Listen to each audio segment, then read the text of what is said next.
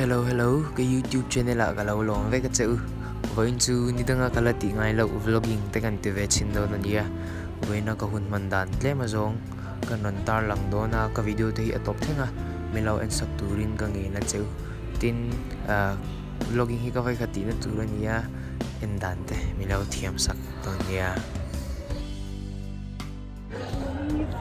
Ayan.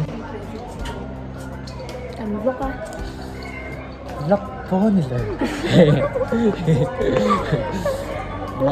Dali na kung kasama. Hi guys! Sinagyan na MC akan po mo na. Vini kan last day video re wanita. Len kakandu vesya masih len tulgan shebok silawa.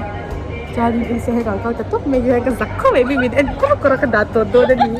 với chú psychology practical exam cái này hay cái chuyện tên mình exam puya cái subject at tên non tranga fail này Kasama. thì hiện nan har kual char cái video cái lâu là char boga no man thì thấy nia chua puhin man la thin khop mai cái chuyện thế chứ thì chuan elevator at kan chuanga kan chuk na tur khan ti suala hay kan ti thale don me cái này Chuang liang đó. Liang đó. I'm so sorry guys. Đi đông cô. Mày nhìn cái sao? Nhìn nó sao tụi mày sao? Cái đầu tụi nó Millennium Center rooftop kan thling chawa chuan Olive Cafe kan chola kan chol na hi atloma atui lomboka ma se eitur ei live kha kan vlog the in le tlat peka du ber mu kha chuan in phone kha kan lo se changwak to lo niang chuan ta hi chuan in ke in chei sual thu vel te ka soya hainik te ka sia do kan lum le de le ka ke han ve tak tak kha chuan in ni kha sa tha box ya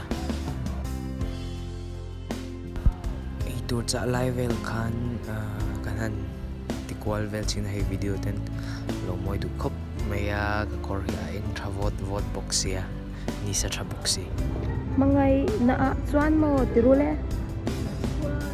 Ini Trong đấy mày đi bộ. cái nóng Hả không nhớ.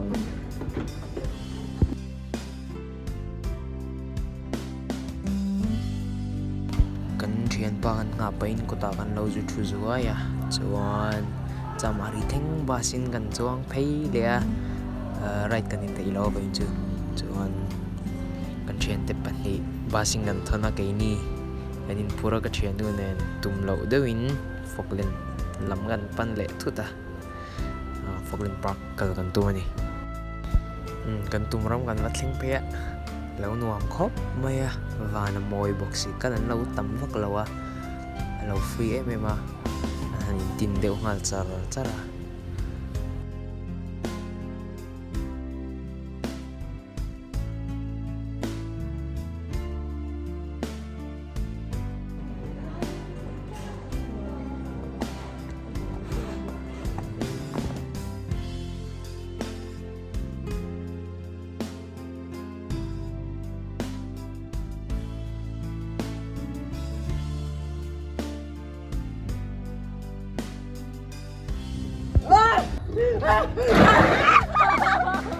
rin nai khang ka thlan le sia mong chun na va du rap mala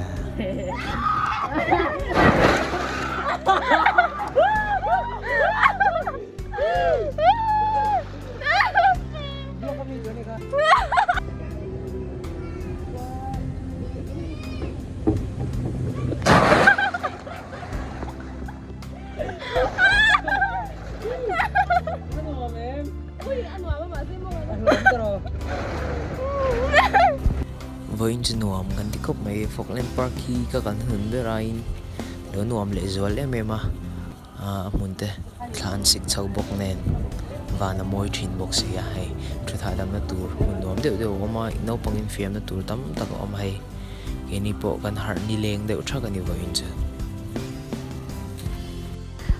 ole với na tan chuan khati zong kan ni se ka video te atop thlenga mi lo in sa ka wangin lom thu ka soye tin vlog hi ka vai khatina ni awangin du thu samlo tam tak om do na kung initiate thiam na karon ngin ngal bo kani like and subscribe. Thank you.